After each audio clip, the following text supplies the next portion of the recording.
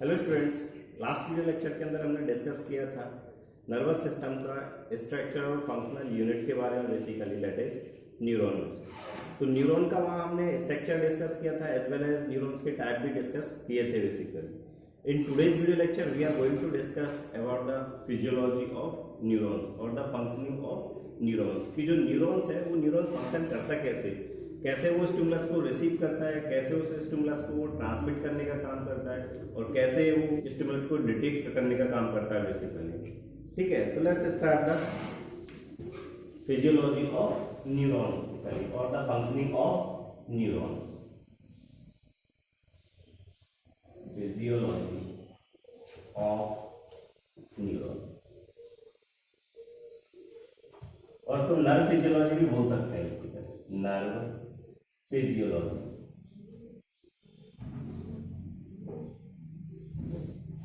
और the functioning of neurons और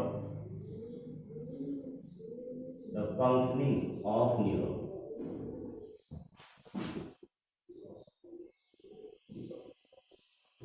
तो न्यूरॉन का जो फंक्शनिंग है, डिटेक्शन करने का स्टिमुलस को, रिसीव करने का फंक्शनिंग है और ट्रांसमिट करने का फंक्शनिंग है बेसिकली द स्टिमुलस। ठीक है, तो इस लेक्चर के अंदर यही देखने जा रहे हैं कि जो न्यूरॉन्स है वो न्यूरॉन्स एक फंक्शनिंग को परफॉर्म करता कैसे बेसिकली और नर्व का फिजियोलॉजी होता क्या है।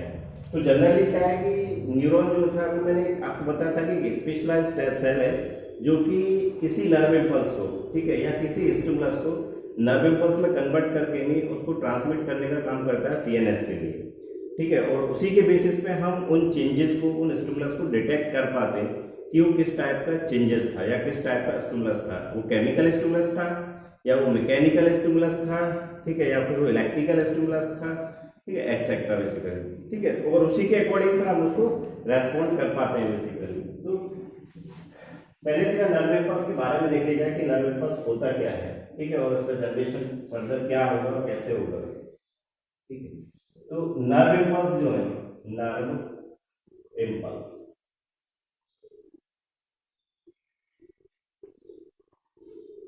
ये वेव्स है एक्साइटेशन का जो कि जनरेट हुआ है रेस्पॉन्स ऑफ स्टिमुलस बेसिकली। ठीक है, और ये नर्व इम्पल्स जो होंगे they travel throughout the axon और throughout the neuron basically. ठीक है, और साइनेप्स के थ्रू वो एक न्यूरॉन से दूसरे न्यूरॉन के अंदर भी ट्रांसफर होगा बेसिकली या उसका ट्रांसमिशन होगा बेसिकली। तो nerve impulse it is wave of excitation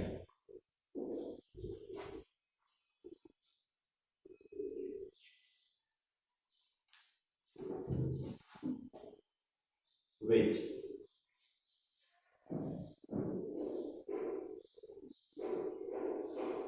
travel along the neuron।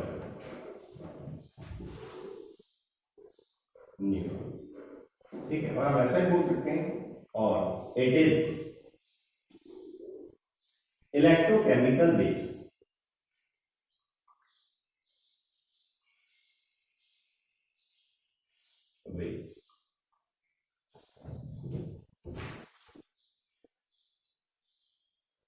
which generate in neuron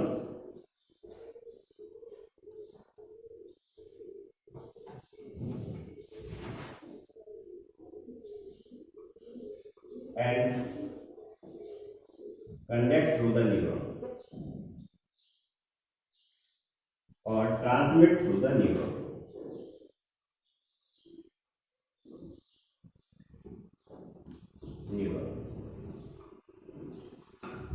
ठीक है, तो नर्व इम्पल्स जो होंगे they generated in response of stimuli, they generated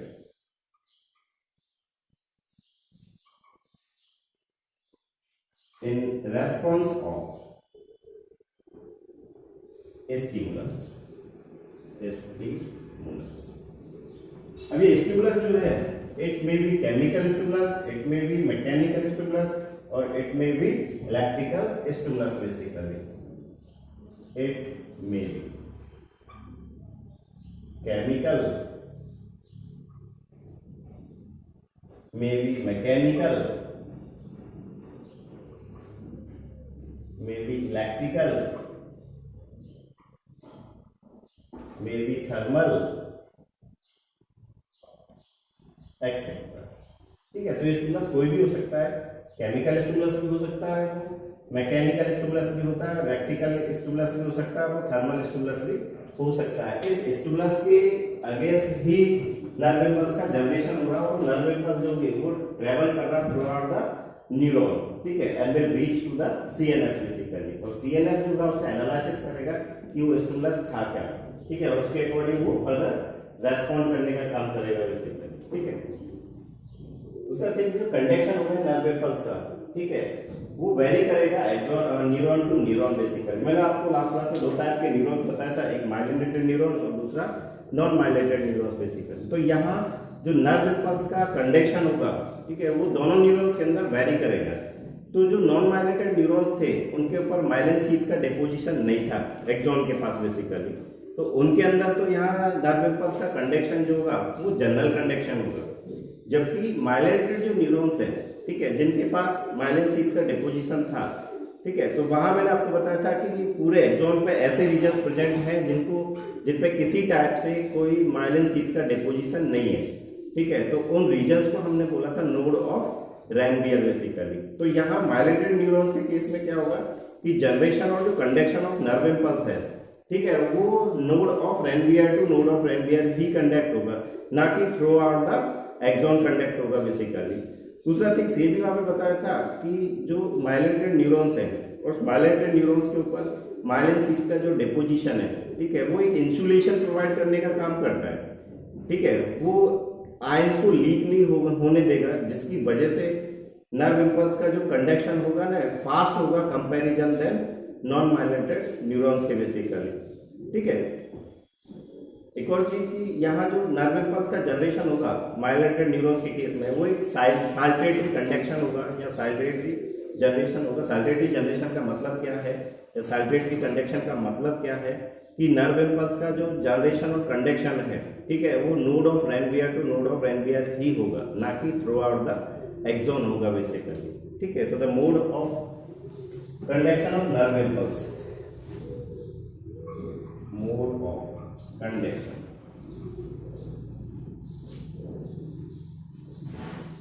of nerve impulse is vary from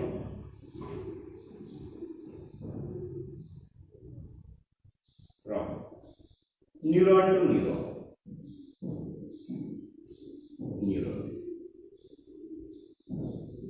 ठीक है। तो मैंने दो टाइप के आपको न्यूरॉन्स बताया था, दैट इज माइलिनेटेड न्यूरॉन्स और non myelinated neurons basically. Non myelinated neurons, दूसरा माइलिनेटेड न्यूरॉन्स बेसिकली जिसपे माइलिन शीथ का डिपोजिशन था, माइलिनेटेड न्यूरॉन्स। तो माइलिनेटेड जो न्यूरॉन्स होंगे इनके पास नोड ऑफ रैनवियर प्रेजेंट होंगे, having node of Ranvier,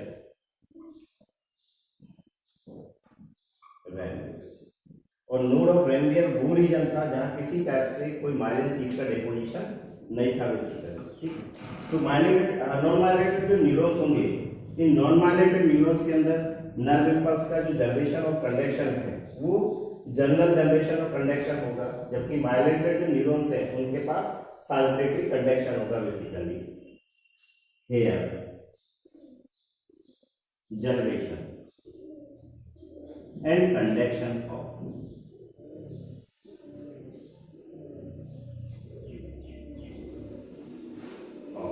nerve impulse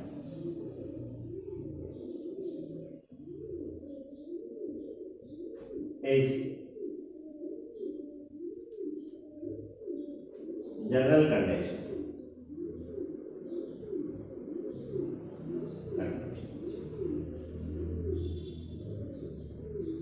ठीक है। which occur throughout the axon, which occur throughout the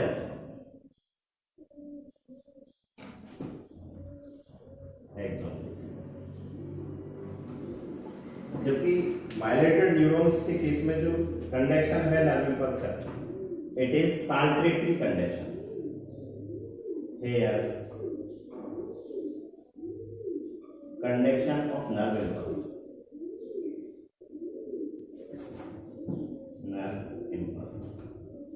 is saltatory conduction. ध्यान रखना थोड़ा इसको कि साल्टेटरी जो कंडक्शन है वो हमें माइलेटेड न्यूरॉन्स के केस में मिलेगा बेसिकली. और साल्टेटरी कंडक्शन का मतलब है node of Ranvier to node of Ranvier basically. ठीक है, तो ये नर्व इम्पल्स का कंडक्शन अलग अलग न्यूरॉन्स के अंदर अलग अलग टाइप से होगा बेसिकली. दूसरा थिंग, इनका अगर मैकेनिज्म देखें, ठीक है, नर्व इम्पल्स का मैकेनिज्म अगर देखा जाए न्यूरॉन्स के अंदर, ठीक है, तो उसको दो पार्ट्स में डिवाइड किया है. पहला थिंग्स तो हम डिस्कस करेगा कि नर्व इम्पल्स का जनरेशन कैसे हुआ और उसका कंडक्शन कैसे हुआ. दूसरा थिंग्स हम डिस्कस करेगा यहाँ पे कि जो साइनेप्स थे, दो न्यूरॉन्स के बीच का जो जंक्शन था, तो नर्व इम्पल्स कैसे ट्रांसमिट हुआ है one neuron to another neurons. और हम ऐसा भी बोल सकते हैं the transmission of nerve impulse through the synapse basically. ठीक है, वन बाय वन उनको डिस्कस करते हैं mechanism of nerve impulse. I think ये देख लिया होगा सर.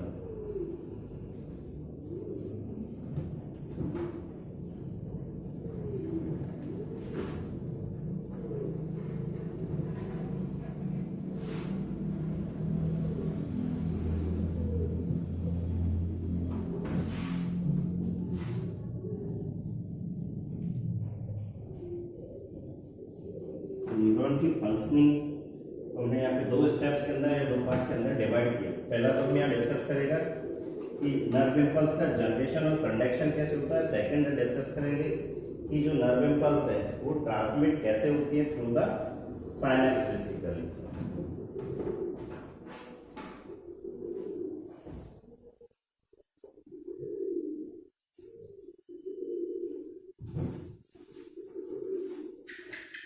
न्यूरॉन का जो जनरल फंक्शनिंग है वो स्टिमुलस को डिटेक्ट करना है, उसको रिसीव करना है, उसको ट्रांसमिट करना है. तो रिसीव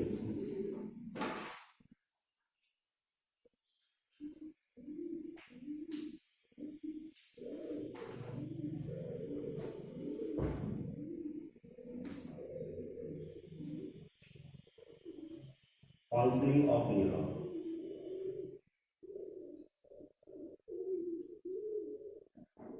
is divided in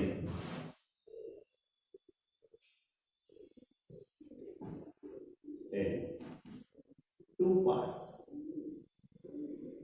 हमने उसको दो पार्ट्स के अंदर डिवाइड किया basically. First, generation and conduction of nerve impulse. Second, transmission of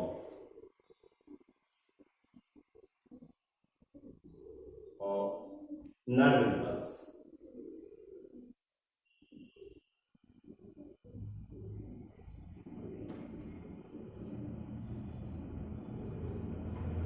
Through the synapse. Through the synapse. उस साइनेप्स के अंदर कैसे उसका ट्रांसमिशन होगा. तो यहाँ हम ये जो मैग्नेट डिस्कस कर रहा है, ठीक है, वो एक नॉन माइलेटेड न्यूरॉन्स के अंदर कर रहा है बेसिकली. ठीक है, क्योंकि माइलेटेड जो न्यूरॉन्स है उसके अंदर साल्टेटरी कंडक्शन होगा जो कि node of Ranvier to node of Ranvier होगा. ठीक है, तो जनरल कंडक्शन अगर हमें समझना है तो हम आपको यहाँ डिस्कस कर रहा है नॉन माइलेटेड न्यूरॉन्स का mechanism of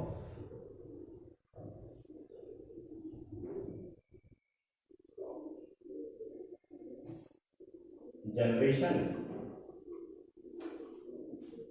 and conduction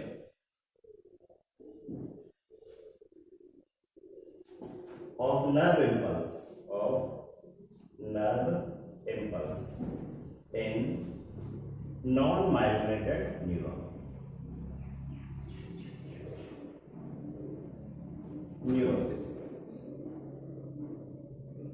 ठीक है, तो ये जो मैकेनिज्म हम डिस्कस कर रहे हैं कौन से न्यूरॉन के अंदर, नॉन माइलिनेटेड न्यूरॉन्स के अंदर बेसिकली। तो नर्व इम्पल्स का जो जनरेशन है, फर्स्ट जो मैकेनिज्म या फर्स्ट स्टेप हम जो डिस्कस करने जा रहे हैं, ठीक है, ध्यान रखना कि पहले डिस्कस कर रहे हैं किसके अंदर, नॉन माइलिनेटेड न्यूरॉन्स के अंदर बेसिकली। ठीक है, तो ये जनरेशन और कंडक्शन ऑफ नर्व इम्पल्स जो है इन नॉन माइलिनेटेड न्यूरॉन्स, उसको 3 पार्ट्स में डिवाइड किया है। ठीक है, first is polarisation, second step is depolarisation and third step is repolarisation basically. तो पोलराइजेशन जो स्टेप है, ठीक है, वहां हम यहाँ डिस्कस करेगा या देखेगा कि न्यूरॉन जो है वो एक रेस्टिंग कंडीशन में है। ठीक है, उसके पास रेस्टिंग पोटेंशियल है बेसिकली। ठीक है, जहां वो किसी टाइप से कोई नर्व इम्पल्स का जनरेशन नहीं करता है। ठीक है, तो रेस्टिंग पोटेंशियल के टाइम या फिर पोलराइज कंडीशन में उस न्यूरॉन में क्या क्या कंडीशन है बेसिकली, कि उसका मेम्ब्रेन कैसा है, उनके साथ उसमें गेट्स का पोजीशन क्या है, गेट्स का फंक्शनिंग क्या है वहां पे। ठीक है, एज वेल एज मेम्ब्रेन के ऊपर चार्ज कौन सा है। ठीक है, दूसरा थिंग, जब स्टिमुलस हम देंगे तो ये पोलराइज जो कंडीशन है it converted into depolarise condition. तो सेकंड स्टेप हम डिस्कस करेगा कि डीपोलराइजेशन के टाइम उस एक्सॉन के अंदर या उस न्यूरॉन के अंदर क्या क्या चेंजेस हुए जिसकी वजह से नर्व इम्पल्स का जनरेशन हुआ बेसिकली। ठीक है, अब नर्व इम्पल्स का जनरेशन जो हुआ, तो नर्व इम्पल्स जो कि it travel through the axon and reach to the end plate of neuron basically. ठीक है, सेकंड स्टेप में फर्दर हम डिस्कस करेगा कि जो नर्व इम्पल्स है वो एक न्यूरॉन से दूसरे न्यूरॉन्स में कैसे ट्रांसफर होगा बेसिकली। ठीक है, तो जब वो नर्व इम्पल्स का कंडक्शन हो जाएगा, then the neuron again enter into the repolarization step basically. ठीक है, तो नर्व इम्पल्स का जो जनरेशन और कंडक्शन का जो मैकेनिज्म है वो सिमिलर एक स्टेप से हम समझ सकते हो छोटे बच्चे की तरह है, कि जब तक उसको हम किसी टाइप से कोई स्टिमुलस नहीं दे रहा है तब तक वो शांति से बैठा हुआ है। ठीक है, लेकिन अगर हम किसी टाइप से उसको एक थप्पड़ मार देते हैं, ठीक है, तो वो रोने लग जाता है। ठीक है, तो रोने वाला जो कंडीशन है, ठीक है, तो उसको हम बोल रहे हैं डीपोलराइजेशन। और जब वो शांति से बैठा हुआ था, चुपचाप जब बैठा हुआ था, तो उस कंडीशन को हम बोल रहे हैं बेटा वहां पे पोलराइजेशन। ठीक है, तो जब हमने उसको कोई स्टिमुलस दिया, हमने उसको एक थप्पड़ मारा, एक चाटा मारा, ठीक है, तो उस टाइम क्या है ना, वो रोने लगा है और वो अपने पीक तक पहुंच गया रोते रोते बेसिकली। इससे ज्यादा और वो नहीं रो सकता। ठीक है, तो अब ऐसा तो है नहीं कि वो हमेशा ही रोता रहेगा। ठीक है, तो आफ्टर सम टाइम वो धीरे धीरे धीरे धीरे करके नहीं फिर से शांत होगा, फिर से चुप होगा बेसिकली। तो इस स्टेज को हम बोलेगा यहाँ पे रीपोलराइजेशन बेसिकली। और रीपोलराइजेशन के बाद जब वो बिल्कुल शांत हो गया, ठीक है, तो अब वो अगेन रेडी है नेक्स्ट स्टिमुलस को लेने के लिए बेसिकली। ठीक है, तो आपने फिर से उसको थप्पड़ मार दिया तो फिर से रोने लगा। ठीक है, तो वैसा ही मैकेनिज्म यहाँ पे है, पोलराइजेशन, डीपोलराइजेशन और रीपोलराइजेशन बेसिकली। ठीक है, तो mechanism of generation and conduction of nerve impulse in non-myelinated neurons is divided in 3 steps. That is, first polarization, और इसको हम रेस्टिंग स्टेज भी बोलते हैं बेसिकली। रेस्टिंग स्टेज, इस स्टेज में किसी टाइप से कोई नर्व इम्पल्स का जनरेशन नहीं होगा। मेम्ब्रेन जो होगा वो कंप्लीटली एक रेस्टिंग पोटेंशियल के अंदर प्रेजेंट होगा। सेकंड स्टेप जो है that is depolarisation.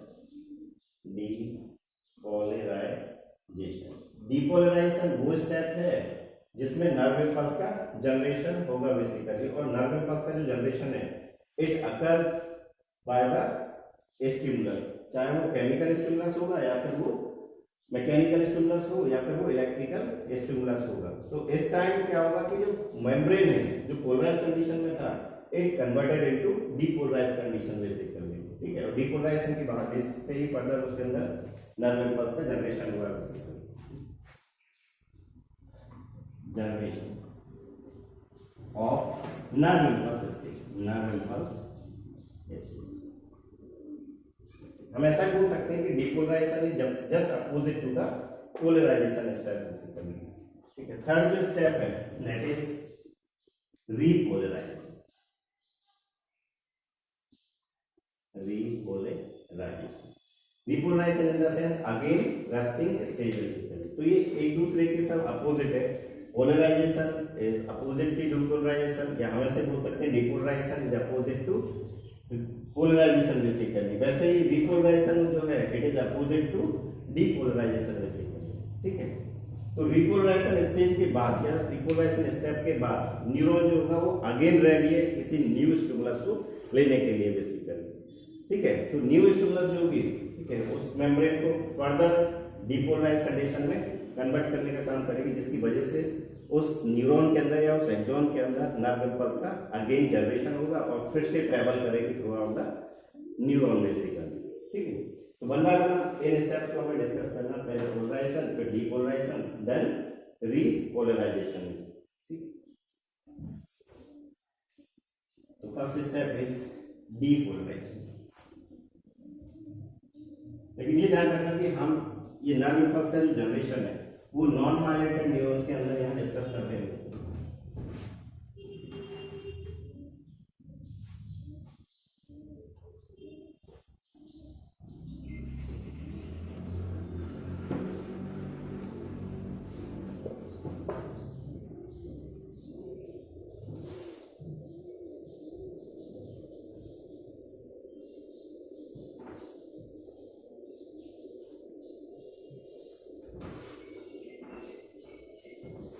The first stage that is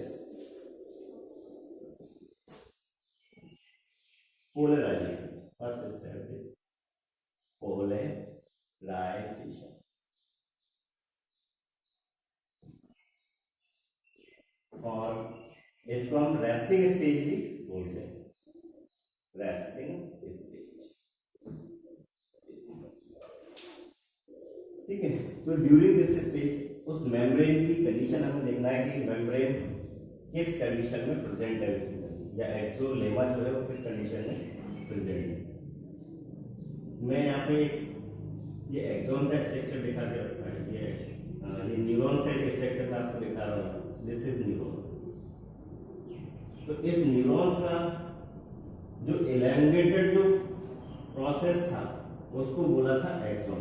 this is axon, ठीक है। तो इस एक्सॉन को मैं फर्दर यहाँ से एक क्रॉस सेक्शन डिटेल से दिखा रहा हूँ और वहां उस एक्सॉन के अंदर जो एक्सोलेमा है या उसकी जो मेम्ब्रेन है उस मेम्ब्रेन में क्या क्या कंडीशंस हैं इसकी। तो इस मेम्ब्रेन को बोला यहाँ पे एक्सोलेमा, ठीक है। दूसरा, इसके अंदर जो प्लाज्म प्रेजेंट है एक्सॉन के अंदर, ये पूरा मैंने सेक्शन दिया है एक्सॉन का। तो इसके अंदर जो प्लाज्म प्रेजेंट है उस प्लाज्म को बोला है एक्सोप्लाज्म, एक्सोप्लाज्म बेसिकली, ठीक है। तो ड्यूरिंग पोलराइजेशन कंडीशन,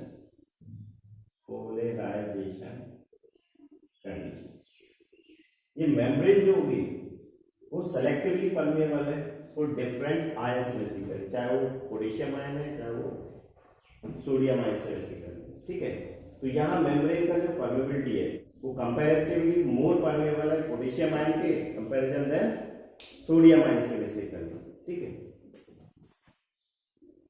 दूसरा थिंग्स कि ये जो एक्सोलेमा है, इस एक्सोलेमा के अंदर सोडियम आयन बीजीसी और पोटेशियम आयन बीजीसी प्रेजेंट होंगे, as well as sodium potassium pump भी प्रेजेंट होगा basically. This is sodium ion VGC, VGC in the sense voltage gated channels, voltage gated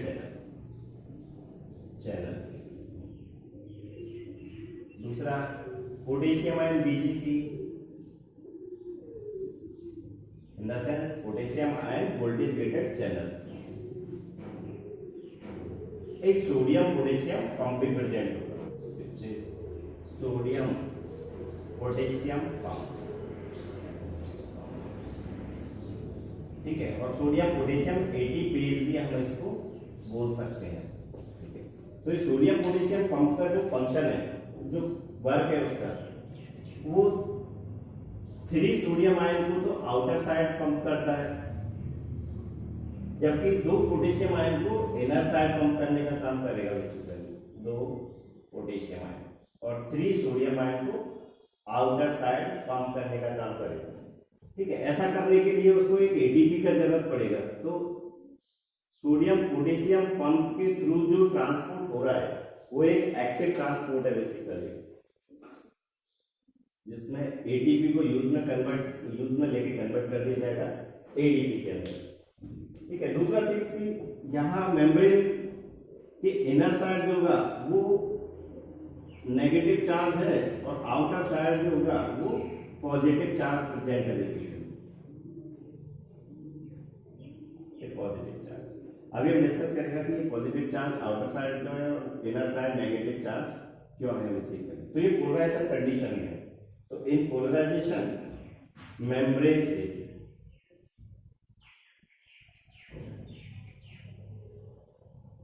in this stage,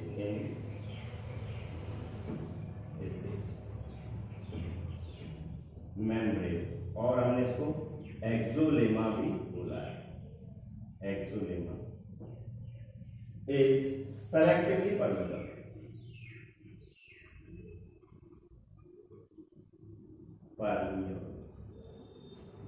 to different ion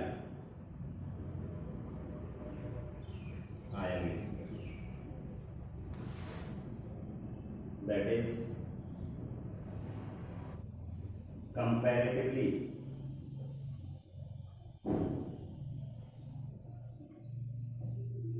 more permeable to potassium ion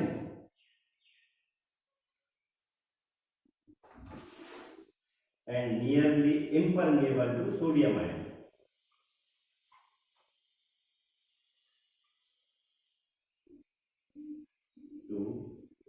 sodium ion basically. दूसरा things की membrane जो होगा वो impermeable है negatively charge protein के लिए, इन the sense negatively charge जो proteins इस एक्सोप्लाज्म में प्रेजेंट है, ठीक है, उसके लिए इसी टाइप से इस मेम्ब्रेन के अंदर परमेबिलिटी नहीं है, वो फर्दर ट्रांसपोर्ट नहीं हो सकता। ठीक है, membrane is also impermeable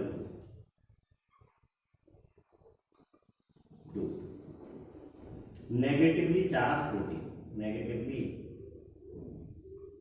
charge protein, उसके लिए भी कहते हो नेगेटिवली चार्ज। दूसरा थिंग, इस मेम्ब्रेन के अंदर देखा जाए तो इनर साइड में या फिर एक्सोप्लाज्म के इनर साइड में पोटेशियम आयन का जो कॉन्सेंट्रेशन है वो ज्यादा है कंपैरिजन देन आउटर साइड के। ठीक है, जबकि सोडियम आयन का जो कॉन्सेंट्रेशन है, ठीक है, वो कम है कंपैरिजन देन आउटर साइड के basically.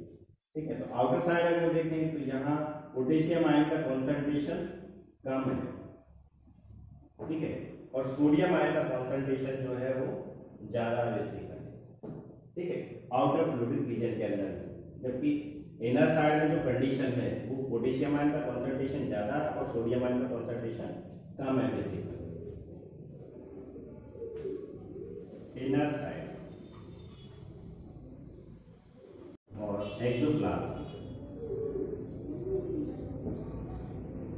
have high concentration of potassium ion, whereas low concentration of sodium ion. Basically, sodium ion concentration low है, whereas outer side, in outer side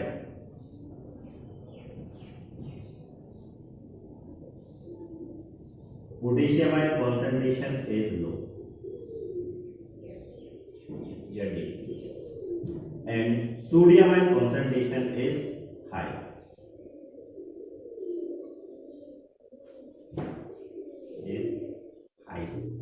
तो जो इंक्रीज कॉन्सेंट्रेशन है आउटर साइड सोडियम आयन का और inner side decrease concentration है sodium ion का। वैसे ही outer side decrease concentration है पोटेशियम आयन का और इनर साइड इंक्रीज कॉन्सेंट्रेशन है पोटेशियम आयन का बेसिकली। तो ये एक डिफरेंस फॉर्म कर रहा है, पोटेंशियल फॉर्म कर रहा है बेसिकली। और जो डिफरेंस है या फिर ये जो पोटेंशियल है, ठीक है, this is basically maintain by sodium potassium pump basically, जो कि आउटर साइड इफ्लेक्स करता है 3 सोडियम आयन को और इनर साइड इनफ्लेक्स करता है 2 पोटेशियम आयन को बेसिकली, ठीक है।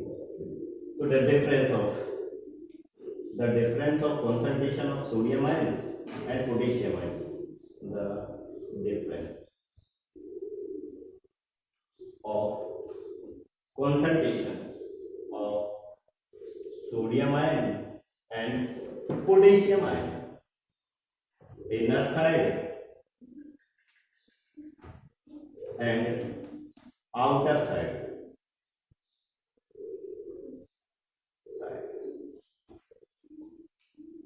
will develop a gradient.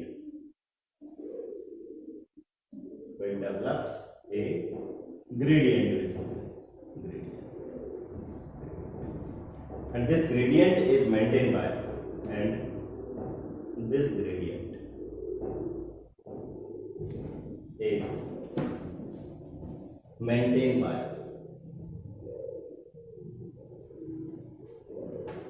sodium potassium pump.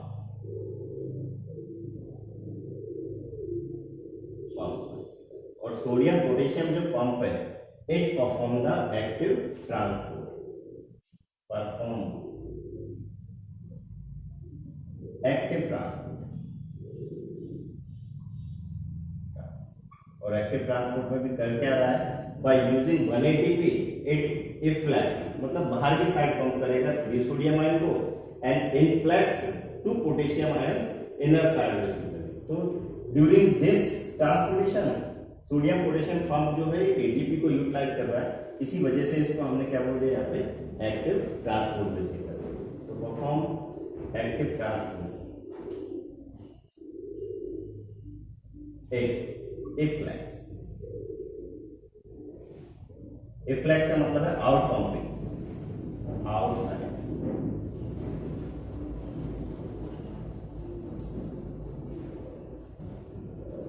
It efflux 3 sodium ion outer side, whereas 2 potassium ion, whereas influx 2 potassium ion, influx 2 potassium ion inner side to exoplasm by consuming 1 ATP, एक ATP को use में लेके, ठीक है। इसी वजह से इसको क्या बोल दिया, एक्टिव ट्रांसपोर्ट बेसिकली। तो जो ग्रेडियंट है, कॉन्सेंट्रेशन ग्रेडियंट है, ये मेंटेन कर रहा है कौन, यहाँ पर सोडियम पोटेशियम पंप। नीट के अंदर कई बार क्वेश्चन पूछता है कि जो कॉन्सेंट्रेशन ग्रेडियंट है सोडियम आयन और पोटेशियम आयन का, वो कौन मेंटेन करके चलता है। A option sodium ion VGC, B option potassium ion VGC, C option sodium potassium pump, D option hydrogen ion pump, ठीक है। The answer will be the sodium potassium pump basically, जो कि एक एक्टिव ट्रांसपोर्ट परफॉर्म कर रहा है, ठीक है। एक और चीज की, ड्यूरिंग द पोलराइजेशन कंडीशन, जो प्लाज्मा लेमा है या फिर यहाँ ये जो एक्सोलेमा है, ठीक है, ये आउटर साइड तो पॉजिटिवली चार्ज है, वेयर एज इनर साइड जो होगा वो नेगेटिवली चार्ज है, ठीक है। तो आउटर साइड पॉजिटिवली चार्ज और इनर साइड नेगेटिवली चार्ज, तो it will develop a electrical potential difference basically, ठीक है। और इलेक्ट्रिकल पोटेंशियल डिफरेंस को ही हम बोल रहे हैं क्या, रेस्टिंग पोटेंशियल, ठीक है, और resting condition of axolemma basically.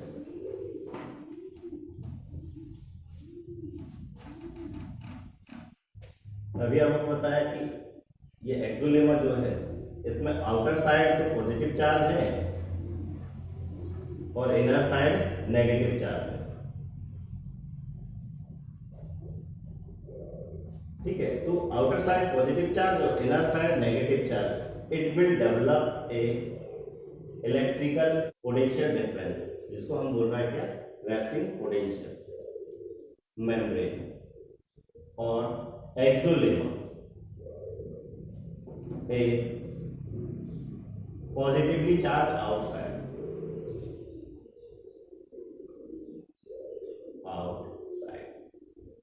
and negatively charged inside.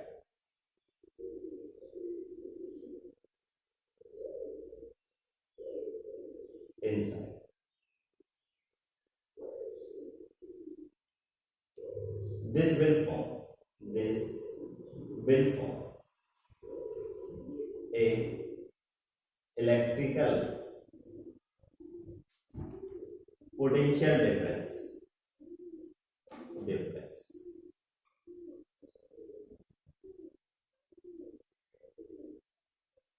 This difference is known as the resting potential. This difference is known as resting potential.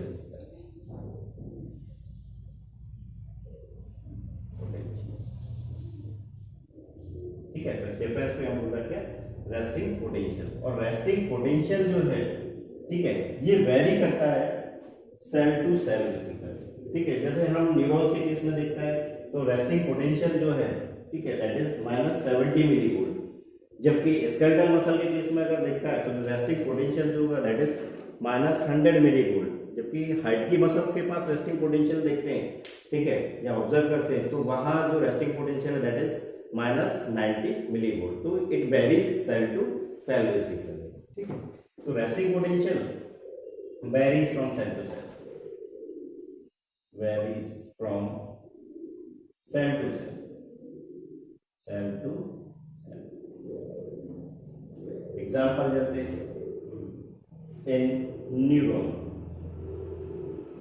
it is -70 millivolt resting potential, ठीक है, जबकि in cardiac muscle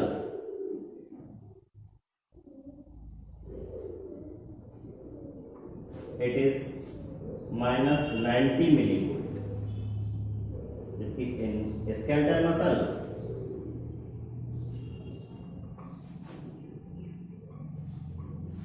it is -100 millivolt, ठीक है। ये भी थोड़ा ध्यान रखना है हमें, ठीक है, कि न्यूरॉन्स का रेस्टिंग पोटेंशियल कितना है, मसल्स का रेस्टिंग पोटेंशियल कितना है, ठीक है। तो रेस्टिंग पोटेंशियल होता क्या है, ये चार्ज का डिफरेंस है मेम्ब्रेन के आउटर साइड और इनर साइड। और ये चार्ज का डिफरेंस भी क्यों आया, अभी थोड़ी देर पहले बताया था कि इनर साइड अगर हम देखें तो सोडियम आयन का कॉन्सेंट्रेशन जो है वो कम है, ठीक है, कंपैरिजन देन आउटर साइड के। आउटर साइड सोडियम आयन का जो कॉन्सेंट्रेशन है, ठीक है, वो ज्यादा है। दूसरा थिंग कि इनर साइड जो था वो नेगेटिवली चार्ज प्रोटीन भी था, नेगेटिवली चार्ज प्रोटीन, वो भी इस नेगेटिव ग्रेडियंट को या नेगेटिव चार्ज को डेवलप करवाने के लिए रेस्पॉन्सिबल है इनर साइड में, ठीक है। क्योंकि आउटर साइड हम देखते थे तो यहाँ पे पोटेशियम आयन का कॉन्सेंट्रेशन कम है, ठीक है, जबकि इनर साइड में पोटेशियम आयन का कॉन्सेंट्रेशन ज्यादा है बेसिकली। तो इनकी वजह से जो चार्ज में डिफरेंस जनरेट हो रहा है, this difference is known as the resting potential basically, resting potential, ठीक है। और इस रेस्टिंग पोटेंशियल वाली स्टेज को ही हम बोलते हैं polarisation stage basically, polarisation stage, ठीक है। तो एक और चीज यहाँ पे कि during polarisation stage sodium ion VGC और पोटेशियम आयन जो बीजीसी होंगे दे आर क्लोज, जबकि सोडियम पोटेशियम पंप जो होगा इट इज ओपन। तो नीट के अंदर कई बार क्वेश्चन पूछता है, ठीक है, कि ड्यूरिंग पोलराइजेशन कंडीशन गेट्स का और पंप का जो कंडीशन है वो क्या होगा, ठीक है। Sodium ion VGC open, potassium ion BGC close, sodium potassium pump close, ठीक है, या sodium ion and potassium ion BGC close and sodium potassium pump open basically. तो ध्यान रखना कि पोलराइजेशन कंडीशन में सोडियम पोटेशियम पंप जो होगा वो तो ओपन होगा, जबकि सोडियम पोटेशियम बीजीसी जो है दे आर क्लोज बेसिकली, ठीक है, जिसकी वजह से ये रेस्टिंग पोटेंशियल डेवलप हो रहा है, ये डिफरेंट चार्ज का जो डिफरेंस है वो डेवलप हो रहा है बेसिकली, ठीक है। और वहां लिखा था कि ये जो चार्ज का जो डिफरेंस है यहाँ पे कंसंट्रेशन ग्रेडियंट जो है it is maintain by sodium potassium pump wire, ठीक है, बाय एक्टिव ट्रांसपोर्ट बेसिकली, ठीक है। तो सोडियम पोटेशियम पंप का भी हमने फंक्शन देखा था। सोडियम पोटेशियम पंप जो है वो 3 सोडियम आयन को तो इफ्लक्स करता है। इफ्लक्स का मतलब क्या है, आउटर साइड पंप करता है, जबकि 2 पोटेशियम आयन को आउटर साइड से इनर साइड इनफ्लक्स करता है। तो इनफ्लक्स का मतलब तो इनर साइड और इफ्लक्स का मतलब आउटर साइड बेसिकली, ठीक है। तो ये कंडीशन भी लिख देना यहाँ पे, during polarisation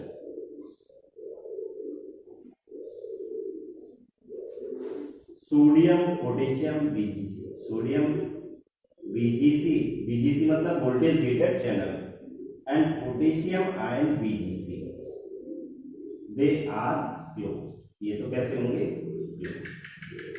where as sodium potassium जो पंप है ये ओपन, ठीक है, और यही मेंटेन कर रहा है इस रेस्टिंग पोटेंशियल को बेसिकली। तो this all about the polarization condition. तो पोलराइजेशन कंडीशन में मेम्ब्रेन के साथ क्या क्या हुआ वो हर एक स्टेप मुझे हर एक से याद रखना है बेसिकली कि मेम्ब्रेन जो होगा, ठीक है, उस मेम्ब्रेन पे आउटर साइड का पॉजिटिव चार्ज होगा, इनर साइड नेगेटिव चार्ज होगा। दूसरा थिंग्स कि इनर साइड में पोटेशियम आयन की कंसंट्रेशन ज्यादा होगा जबकि सोडियम आयन का कंसंट्रेशन कम होगा, ठीक है। आउटर साइड में पोटेशियम आयन का कंसंट्रेशन कम होगा और सोडियम आयन का कंसंट्रेशन ज्यादा होगा बेसिकली, बिकॉज ये कि एक्सोप्लाज्म के अंदर या इनर साइड में नेगेटिवली चार्ज जो प्रोटीन्स है वो प्रेजेंट होगा बेसिकली, ठीक है। परमेबिलिटी का बात किया जाए तो डिफरेंट मॉलिक्यूल्स के लिए मेम्ब्रेन जो है वो सेलेक्टिवली परमेबल है। अब यहाँ पे पोटेशियम आयन के लिए वो मोर परमेबल है कंपैरिजन देन सोडियम आयन के बेसिकली। सोडियम आयन के वो लियरली इम्परमेबल भी शो कर रहा है कौन, एक्सोलेमा जो है या फिर वो न्यूरॉन्स का मेम्ब्रेन जो है बेसिकली, ठीक है। गेट का कंडीशन अगर पूछ देगा तो गेट में क्या है यहाँ पे कि during polarization condition sodium potassium VGC voltage gated channel जो है वो तो क्लोज्ड है, जबकि सोडियम पोटेशियम पंप जो है वो ओपन है बेसिकली। तो this all about the polarization stage. This polarization stage या stage is affected by the stimulus. जो कोई स्टिमुलस होगा, चाहे वो मैकेनिकल स्टिमुलस है, चाहे वो केमिकल स्टिमुलस है, चाहे वो इलेक्ट्रिकल स्टिमुलस है, ठीक है।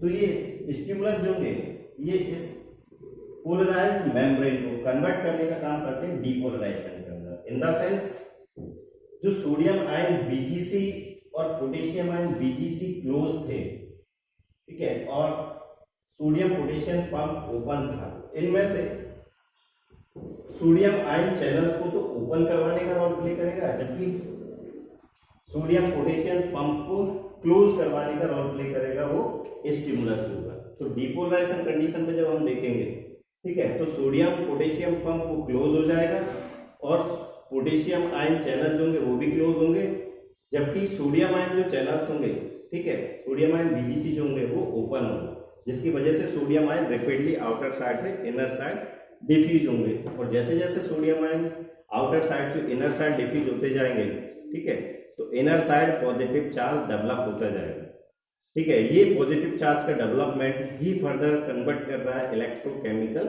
वेव के अंदर बेसिकली, ठीक है, जिसको हम नर्व इंपल्स बोल रहा है फर्दर।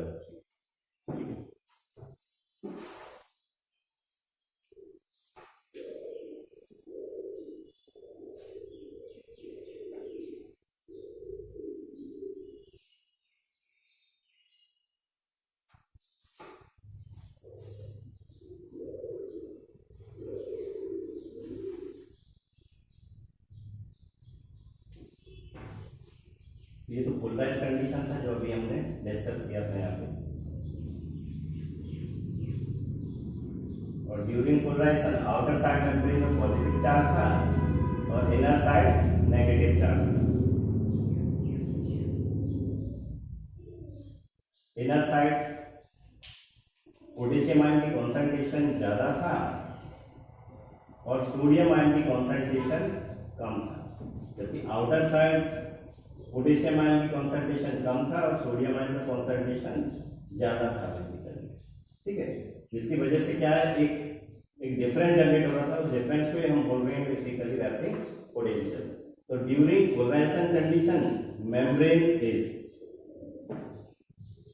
इन रेस्टिंग स्टेज,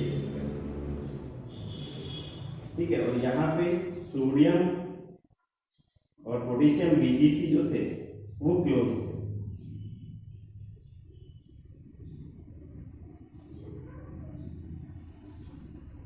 ये दोनों तो क्लोज थे बेसिकली, जबकि सोडियम पोटेशियम पंप जो था वो ओपन था, ये ओपन था, ठीक। ये जो पोलराइज्ड मेम्ब्रेन है स्टिमुलस के बेसिस पे ये कन्वर्ट होगा डीपोलराइजेशन के अंदर, स्टिमुलस के बेसिस पे ये कन्वर्ट हो जाएगा इसमें डीपोलराइजेशन, जो कि सेकंड स्टेप है mechanism of generation of nerve impulse, ठीक है। तो डीपोलराइजेशन के टाइम होगा क्या कि जो सोडियम आयन चैनल्स हैं वो ओपन होंगे, जबकि पोटेशियम आयन बीजीसी और सोडियम पोटेशियम पंप जो होगा वो क्लोज होगा, इसके बेसिस पे on the basis of stimulus.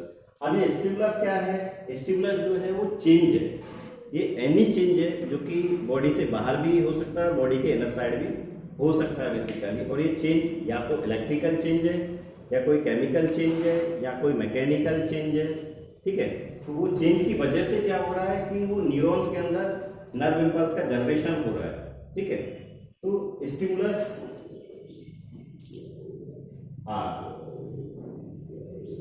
Any change,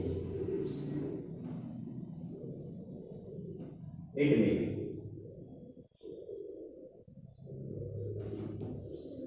chemical stimulus, it may be electrical stimulus, it may be mechanical stimulus। दूसरा थिंग इसकी स्टिमुलस जो है इसका वो इंटेंसिटी मिनिमम, वो इंटेंसिटी जो कि न्यूरॉन के अंदर एक्शन पोटेंशियल जनरेट कर दे या न्यूरॉन के अंदर नर्व इम्पल्स का जनरेशन परफॉर्म कर दे, उस वैल्यू को या उस इंटेंसिटी को हम बोलते हैं थ्रेशोल्ड वैल्यू बेसिकली। तो मिनिमम कितना इंटेंसिटी वाला स्टिमुलस होना चाहिए जो न्यूरॉन के अंदर नर्व इम्पल्स का जनरेशन कर दे, ठीक है। तो this value is known as the threshold value basically, minimum intensity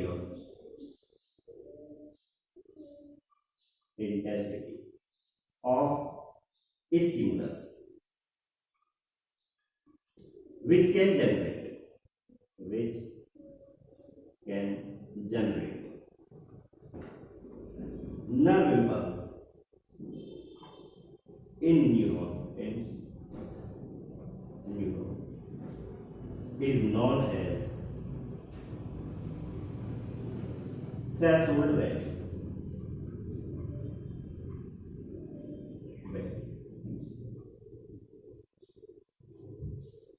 ठीक है, तो थ्रेशोल्ड वैल्यू जो है it is -50 millivolt to -55 millivolt. Minimum इस इंटेंसिटी का स्टिमुलस होना चाहिए तभी वो नर्व इम्पल्स का जनरेशन होगा उस न्यूरॉन्स के अंदर। Below this intensity the values are known as the sub threshold values basically, ठीक है। The intensity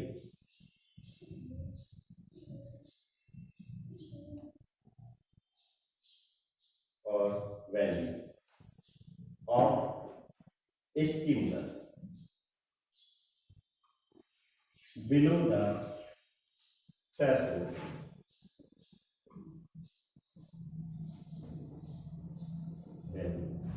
is known as subthreshold value।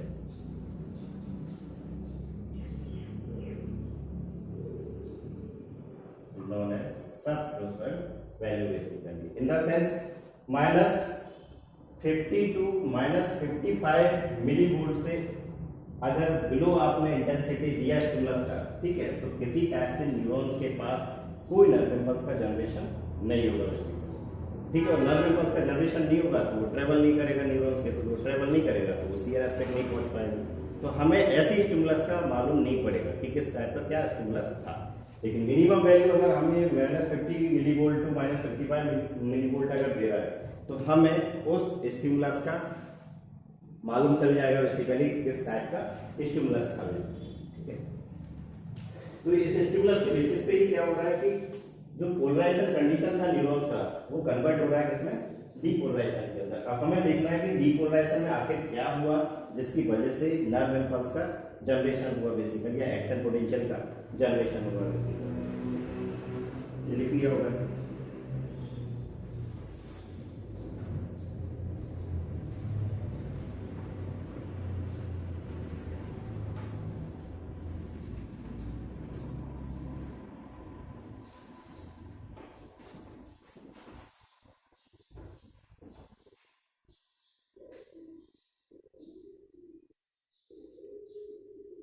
This is stimulus.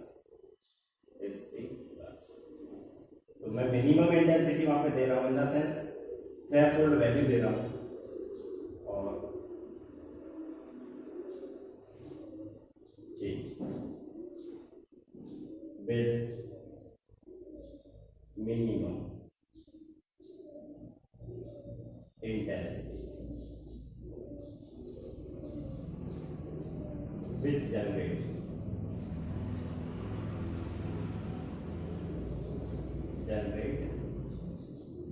Nerve impulse, ठीक है। तो मिनिमम वैल्यू में यहाँ पे इस न्यूरॉन्स को दे रहा हूँ जिसकी वजह से न्यूरॉन जो है या एक्सोलेमा जो है वो कन्वर्ट हो रहा है डीपोलराइजेशन, और डीपोलराइजेशन जो है वो अपोजिट है पोलराइजेशन का बेसिस। तो यहाँ डीपोलराइजेशन में आकर ऐसा हुआ क्या है, हमने थोड़ी देर पहले ही देखा था कि सोडियम आयन बीजीसी और पोटेशियम आयन बीजीसी जो थे वो क्लोज थे पोलराइज कंडीशन में, जबकि सोडियम पोटेशियम पंप जो था वो ओपन था। लेकिन डीपोलराइज कंडीशन में जैसे स्टिमुलस हमने दिया उसको न्यूरॉन को, तो जो सोडियम आयन बीजीसी थे वो पहले ओपन हो गया, sodium ion VGC voltage gated channel, ठीक है। और this was sodium potassium pump basically, ठीक है। मेम्ब्रेन जो था आउटर साइड पॉजिटिव चार्ज था और इनर साइड नेगेटिवली चार्ज था।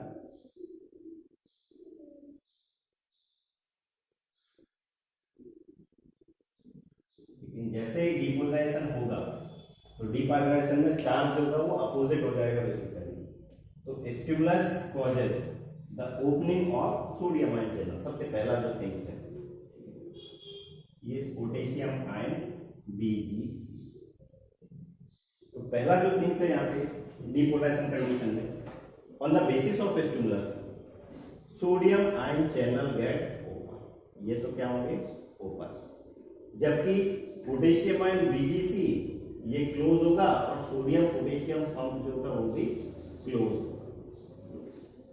तो सोडियम आयन चैनल जैसे ही ओपन हुआ, ठीक है, तो इसके ओपनिंग के बेसिस पे जो सोडियम आयन है, तो हमें पता है कि सोडियम आयन का कॉन्सेंट्रेशन जो है वो आउटर साइड ज्यादा था जबकि इनर साइड वो कम था बेसिकली। आउटर साइड ज्यादा था तो इनर साइड कम था, तो इसके बेसिस पे क्या होगा कि सोडियम आयन जो है वो रैपिडली इनर साइड डिफ्यूज करेगा through the sodium ion BGC basically. ये सोडियम आयन जो कि अभी क्या हो गया ओपन। तो ओपन होते ही सोडियम आयन इन चैनल्स के थ्रू आउटर साइड से इनर साइड डिफ्यूज करेगा। तो जैसे ही सोडियम आयन आउटर साइड से इनर साइड डिफ्यूज करेगा, ठीक है, तो एक पॉजिटिव जो चार्ज था आउटर साइड पॉजिटिव चार्ज था, तो एक आयन इनर साइड डिफ्यूज हुआ था तो आउटर साइड पर डेवलप हो जाएगा नेगेटिव चार्ज। और इनर साइड डेवलप होगा पॉजिटिव चार्ज बेसिकली। वैसे ही आउटर साइड से फिर सोडियम आयन डिफ्यूज हुआ तो आउटर साइड डेवलप हो जाएगा नेगेटिव चार्ज और इनर साइड डेवलप होगा पॉजिटिव चार्ज बेसिकली। तो 1/1 सोडियम आयन जैसे जैसे डिफ्यूज होते जाएंगे आउटर टू इनर साइड, तो इनर साइड डेवलप होता जाएगा पॉजिटिव चार्ज और आउटर साइड डेवलप होता जाएगा नेगेटिव चार्ज बेसिकली। ठीक है, तो इनर साइड देखो यहाँ से पॉजिटिव चार्ज डेवलप होने का एक वेव डेवलप हो रहा है, ये वेव डेवलप हो रहा है। जैसे जैसे सोडियम आयन स्टैंडर्ड या सोडियम आयन जो है इनर साइड डिफ्यूज होता जा रहा है वैसे वैसे करके ही जो नेगेटिव चार्ज था वो पॉजिटिव चार्ज की फॉर्म में फर्दर मूव करता जा रहा है। ठीक है, या इनर साइड जो है वो पॉजिटिव चार्ज डेवलप होता जा रहा है। ठीक है, तो this will develop the electrochemical wave which is known as the nerve impulse. This diffusion of sodium ion from outer side to inner side will causes the change in the charge. ठीक है, inner side positive charge का base develop होता जाएगा जबकि outer side जो है वो negative charge develop होता जाएगा। ठीक है, तो इस चार्ज के इनर साइड डेवलपमेंट को ही हम बोलते हैं फर्दर क्या, electrochemical wave basically. This is electro chemical wave. ठीक है, और नर्व इम्पल्स, नर्व इम्पल्स।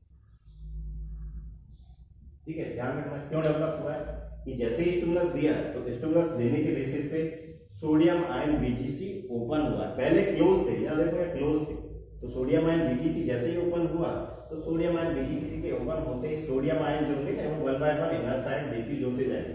जैसे जैसे sodium ion inner side diffuse होता जाएगा वैसे वैसे करके ही आउटर साइड पर नेगेटिव चार्ज डेवलप होता जाएगा जबकि inner side positive charge develop होता जाएगा। तो जैसे जैसे वो sodium ion inner side diffuse होता जाएगा वैसे वैसे करके इस सोडियम आयन के डिफ्यूज होने के बेसिस पे inner side positive charge develop होता जा रहा है और outer side negative charge develop होता जा रहा है, जो कॉज कर रहा है development of electrochemical wave which is known as the nerve impulse basically. ठीक है, तो मैं लिख भी देता हूँ ये चेंजेस हुआ है stimulus causes in depolarisation.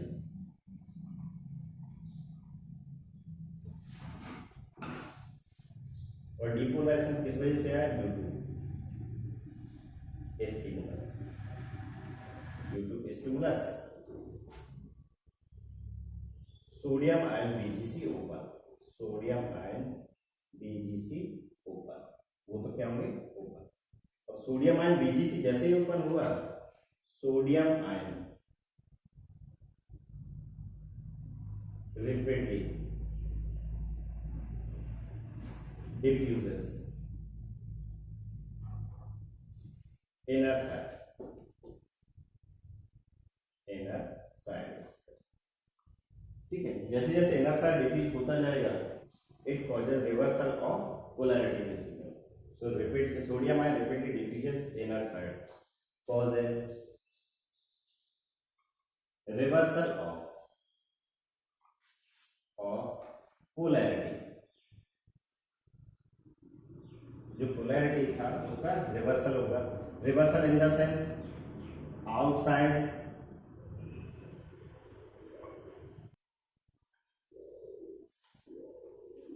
And inner side positive charge, ये डेवलप होगा। ठीक है, उसी को हम बोलते हैं रिवर्सल ऑफ पोलैरिटी बेसिकली। ठीक है, तो this reversal of polarity causes electrical potential difference basically. Reversal of polarity causes electrical potential differences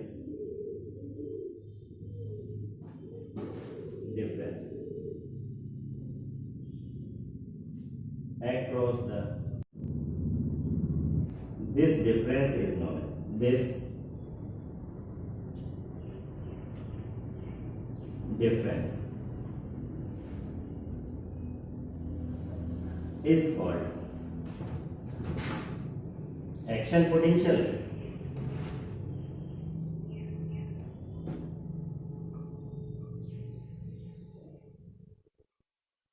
और nerve impulse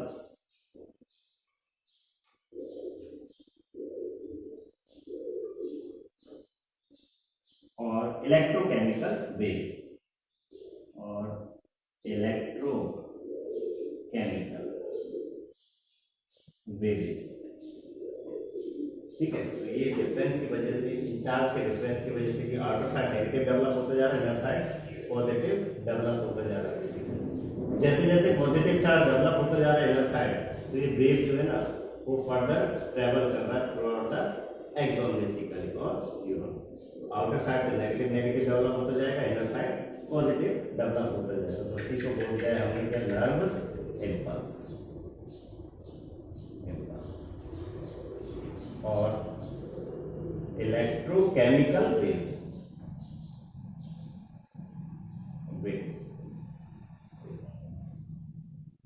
This all about the depolarization। तो ध्यान रखना डीपोलराइजेशन के अंदर क्या होगा, स्टिमुलस की वजह से सोडियम आयन बीजीसी ओपन हुआ है and potassium ion BGC and sodium potassium pump जो है वो क्लोज हुआ है। ठीक है, और सोडियम पोटेशियम पंप का हमें पता है कि वो 2 पोटेशियम आयन को तो इनर साइड पंप कर रहा था और 3 सोडियम आयन को आउटर साइड पंप कर रहा था बेसिकली।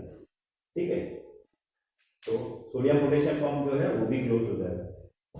सोडियम बीजीसी ओपन होने की वजह से सोडियम आयन रिपीटली डिफ्यूज करेगा, जिसकी वजह से इनर साइड डेवलप होता जाएगा पॉजिटिव चार्ज। तो जैसे जैसे inner side positive charge develop होता जाएगा वैसे वैसे करके ये इलेक्ट्रोकेमिकल वेव डेवलप होता जाएगा on the basis of this electrical potential differences. तो मैंने यहाँ पे लिखा भी हुआ है कि in polarization due to stimulus sodium ion VGC open होते ही sodium ion rapidly diffuses inner side which causes the reversal of polarity in the sense outer side negative charge develop होता जाएगा और inner side positive charge develop होता जाएगा। The reversal of polarity causes the electrical potential difference across the membrane. This difference is called as the action potential or nerve impulse or electrochemical wave basically। तो यहाँ अगर gets का condition देखें तो gets का condition हमें ध्यान रखना है कि सोडियम आयन बीजीसी ओपन रहेगा, जबकि पोटेशियम आयन बीजीसी और सोडियम पोटेशियम पंप जो होगा वो क्लोज होगा बेसिकली। और मेम्ब्रेन के पास पोलैरिटी जो होगा वो रिवर्स मिलेगा, क्योंकि पोलराइजेशन कंडीशन में आउटर साइड पॉजिटिव चार्ज था, इनर साइड नेगेटिव चार्ज था। लेकिन यहाँ अगर देखेंगे तो आउटर साइड तो नेगेटिव चार्ज है और इनर साइड पॉजिटिव चार्ज है बेसिकली। तो this is reversal of polarity. इसी वजह से हम बोलते थे depolarization is the reversal of polarization. लेकिन डीपोलराइजेशन कंडीशन जब तक नहीं आएगा जब तक कि हम उस न्यूरॉन को किसी टाइप से कोई स्टिमुलस प्रोवाइड नहीं करेंगे। सपोज मेरा हाथ है वो ऐसे ही रखा हुआ है, ठीक है, तब तो ये रेस्टिंग कंडीशन के अंदर है, एक पोलराइज कंडीशन के अंदर है इसके न्यूरॉन्स जो है। लेकिन मैंने अभी कोई इसको पिन चुभाया, ठीक है, तो पिन का चुभाना एक मैकेनिकल स्टिमुलस है। तो जैसे मैंने उसको कांटेक्ट किया, पिन चुभाया, तो उस न्यूरॉन का जो मेम्ब्रेन है वो पोलराइज कंडीशन में था, तो अब चला जाएगा वो डीपोलराइजेशन कंडीशन में। तो सबसे पहले वहाँ सोडियम आयन चैनल ओपन हुआ, जिसकी वजह से रेपिडली बाहर से inner side sodium ion diffuse होता जाएगा और डेवलप होगा क्या, नर्व इम्पल्स का और इलेक्ट्रोकेमिकल वेव का बेसिकली। ठीक है, तो वो स्टिमुलस कोई भी हो सकता है। मैंने किसी केमिकल को टेस्ट करने का कोशिश किया तो मेरी टंग के अंदर टेस्ट बड प्रेजेंट है, ठीक है, तो जब तक कोई केमिकल नहीं रखा है तब तक तो वो पोलराइज कंडीशन है। लेकिन जैसे मैंने कोई केमिकल टंग के ऊपर रखा, ठीक है, कोई सब्सटेंस टंग के ऊपर रखा, ठीक है, तो वो टेस्ट बड जो होंगे, ठीक है, वो उसको रिकॉग्नाइज करेंगे और सोडियम आयन चैनल जो होंगे उनको फर्दर ओपन करने का काम करेगा बेसिकली, वो स्टिमुलस होगा। रिजल्टेंट एक्शन पोटेंशियल जनरेट होगा, नर्व इम्पल्स जनरेट होगा उस न्यूरॉन्स के अंदर, और न्यूरॉन्स के अंदर जो नर्व इम्पल्स जनरेट हुआ है it further travel from one neuron to another neuron and reach to the CNS basically. और सीएनएस उस सब्सटेंस के टेस्ट को रिकॉग्नाइज कर लेगा कि टेस्ट किस टाइप का था, या सब्सटेंसेज जो है वो किस टाइप का, वो बिटर टाइप का है या फिर वो स्वीट टाइप का है, ठीक है, एक्सेट्रा। तो this was the depolarization condition. Next repolarization. In the sense depolarization condition में क्या हो रहा है कि मेम्ब्रेन जो है वो फिर से रीस्टोर कर रहा है अपनी पोलराइज कंडीशन, क्योंकि न्यूरॉन्स को फर्दर दूसरी स्टिमुलस को लेने के लिए रेडी होना है, ठीक है। और दूसरा स्टिमुलस जब तक नहीं रिसीव करेगा तब तक कि उसका मेम्ब्रेन फिर से पोलराइज कंडीशन में नहीं आएगा।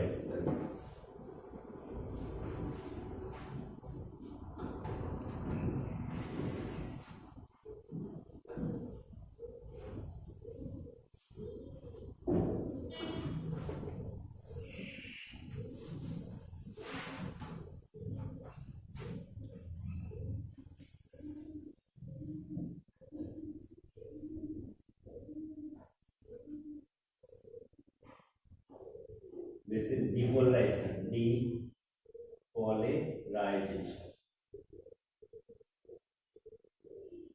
और हम इसको बोल सकते हैं reversal of polarisation.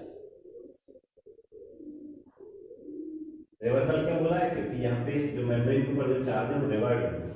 Outer side तो यहाँ नेगेटिव चार्ज है और इनर साइड जो है वो पॉजिटिव चार्ज है। जैसे जैसे पॉजिटिव चार्ज इनर साइड बढ़ते जाते हैं वेव डेवलप हो रहा है, और इस वेव को ही हम बोल रहे हैं फर्दर क्या, नर्व इम्पल्स, ठीक है, जो कि सोडियम आयन के डिफ्यूज होने के बेसिस पे डेवलप हुआ है बेसिकली। नेक्स्ट फर्दर जो स्टेज है दैट इज रीपोलराइजेशन,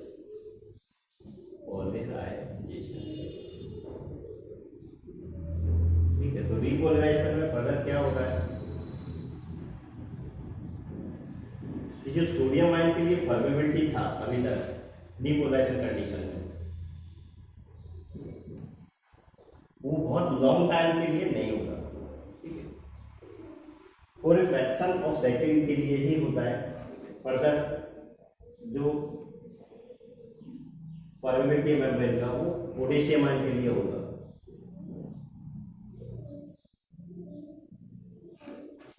रीपोलराइजेशन, और हम इसको बोल सकते हैं रीस्टोरिंग ऑफ रेस्टिंग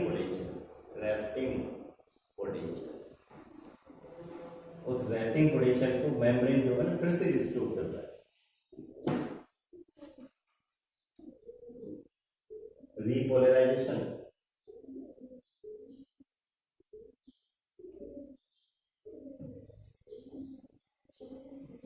और अगेन या restoring of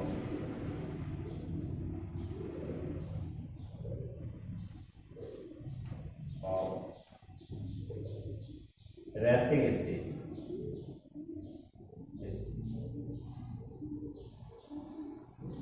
is done by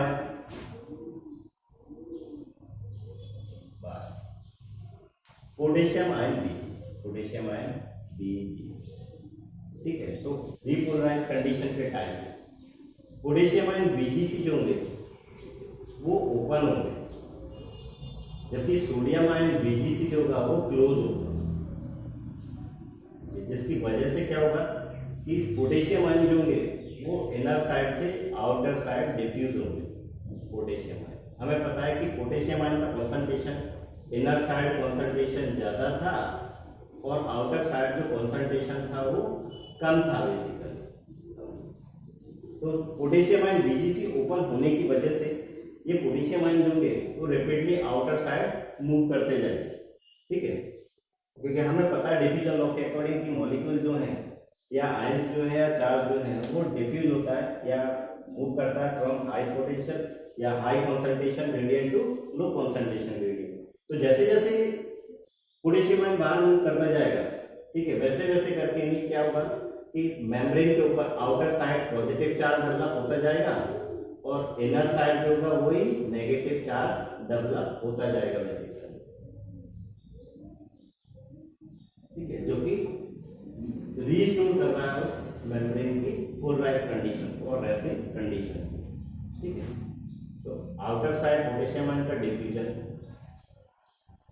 store कर रहा है उसकी रेस्टिंग पोटेंशियल, तो पॉजिटिव आउटर साइड डेवलप होता जाएगा और नेगेटिव इनर साइड डेवलप होता जाएगा बेसिकली। तो the in polarization or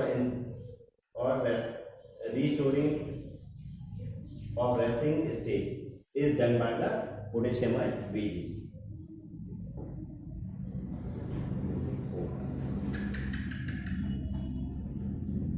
Potassium ion diffuses outer side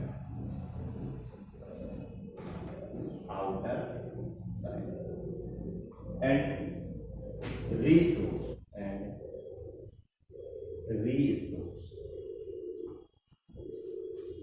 resting potential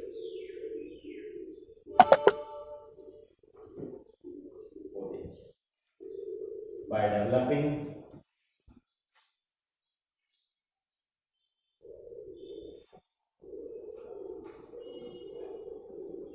positive outer side and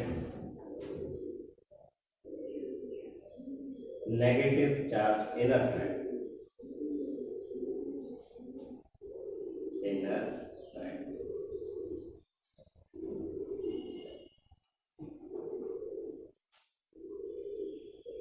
दूसरा थिंग, during this stage,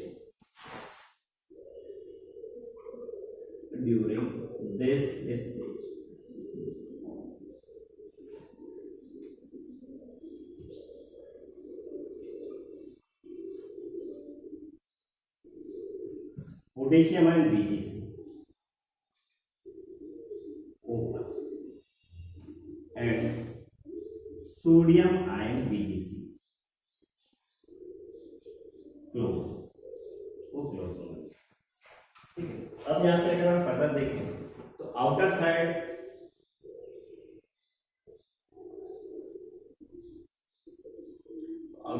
देखें तो यहाँ पोटेशियम आयन का कॉन्सेंट्रेशन हाई हो गया, क्योंकि अगेन एंड अगेन ये पोटेशियम आयन बाहर की साइड डिफ्यूज होता जा रहा है, जबकि इनर साइड जो है वो पोटेशियम आयन का कॉन्सेंट्रेशन कम हो गया, क्योंकि सोडियम आयन बाहर से इनर साइड डिफ्यूज हुआ था, तो इनर साइड में सोडियम आयन की कॉन्सेंट्रेशन जो था वो इंक्रीज हो गया,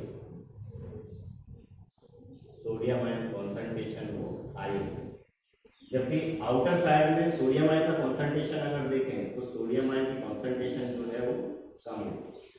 ठीक है, तो पोलराइज कंडीशन अगर हम ऑब्जर्व कर देते तो हमने देखा था यहाँ पे कि इनर साइड पोटेशियम आयन की कॉन्सेंट्रेशन ज्यादा और सोडियम आयन की कॉन्सेंट्रेशन कम।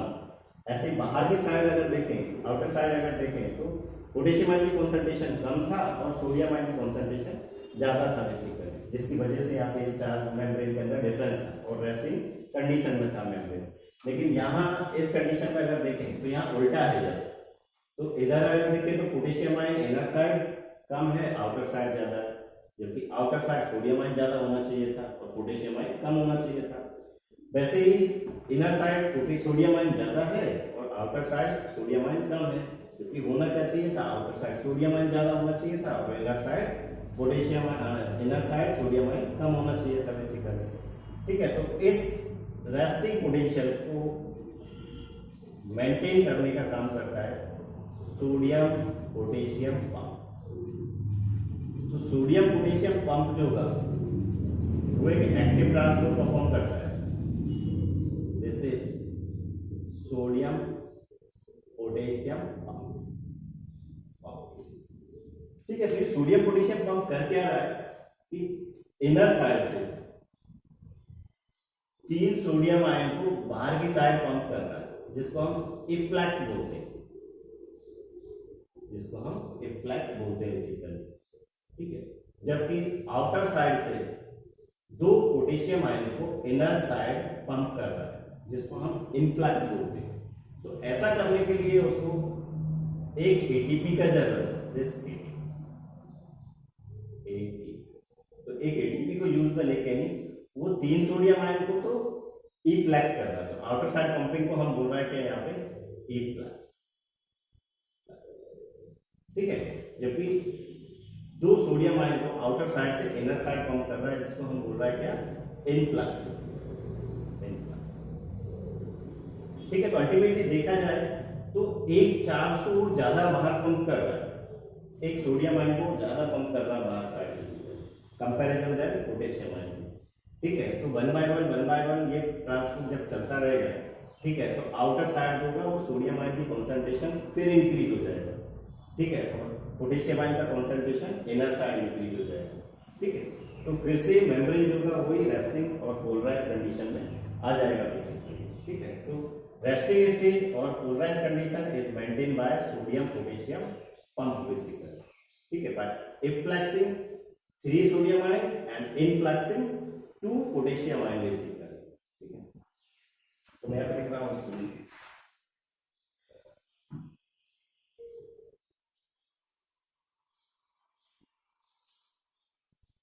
ये लिख लिया होगा।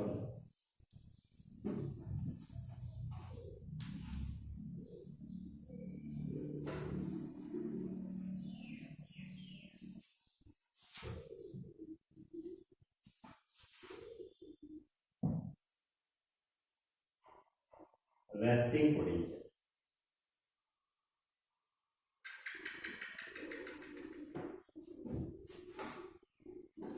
is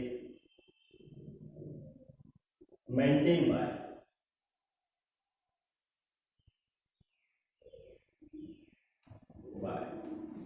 sodium potassium pump.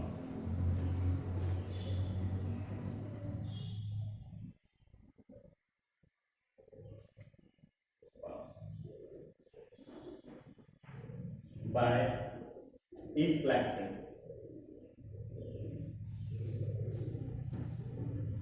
3 sodium ion and by influxing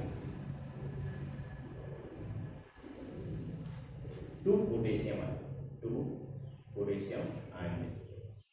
ठीक है, तो जब सोडियम पोटेशियम पंप ओपन होगा तो उस टाइम सोडियम आयन बीजीसी भी क्लोज हो जाएगा as well as potassium ion VGC भी क्लोज हो जाएगा, सिर्फ ओपन रहेगा क्या, सोडियम पोटेशियम पंप। तो सिमिलर कंडीशन आ जाएगा जैसे कि पोलराइज कंडीशन में। पोलराइज कंडीशन में हमने देखा था यहाँ पे सोडियम पोटेशियम बीजीसी वो तो क्लोज थे और सोडियम पोटेशियम पंप जो था वो ओपन था बेसिकली, और ये मेंटेन कर रहा था रेस्टिंग पोटेंशियल को बेसिकली। ठीक है,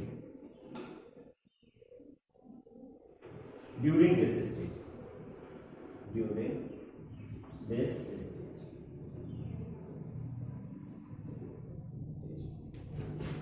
sodium ion VGC voltage gated channel जो थे and potassium ion BGC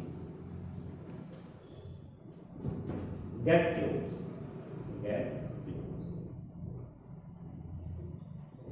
and sodium potassium pump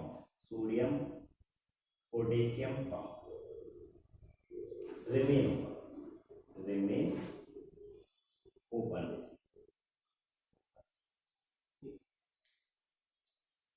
which lead to the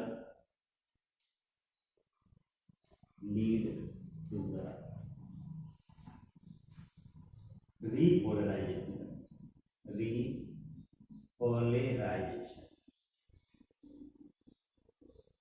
condition. ठीक है, जो कि डिपोलराइजेशन कंडीशन को लीड करेगा। यहाँ से फर्दर डिपोलराइज स्टेज में अगर मेम्ब्रेन को देखेंगे तो अगेन आउटर साइड वही पॉजिटिव चार्ज होगा और इनर साइड वही नेगेटिव चार्ज होगा बेसिकली। ठीक है, इन द सेंस मेम्ब्रेन जो होगी वो फिर से एक रेस्टिंग पोटेंशियल के अंदर प्रेजेंट है। तो इस रेस्टिंग पोटेंशियल वाली या पोलराइज वाली मेम्ब्रेन को मैं फिर से कोई न्यू स्टिमुलस देता हूं तो वो अगेन फर्दर डीपोलराइज होगा और डीपोलराइज होने के बाद फिर से नर्व इंपल्स का जनरेशन होगा, नर्व इंपल्स फर्दर ट्रेवल करेगा बेसिकली। ठीक है, तो these all were the mechanism of generation of nerve impulse. तो नर्व इंपल्स जो है जनरेट होकर फर्दर मूव करता जा रहा throughout the axon basically.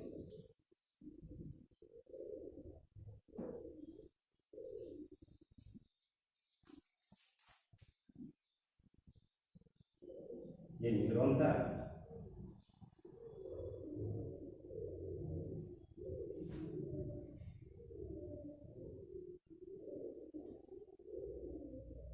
तो इस न्यूरॉन में जब मैंने स्टिमुलस दिया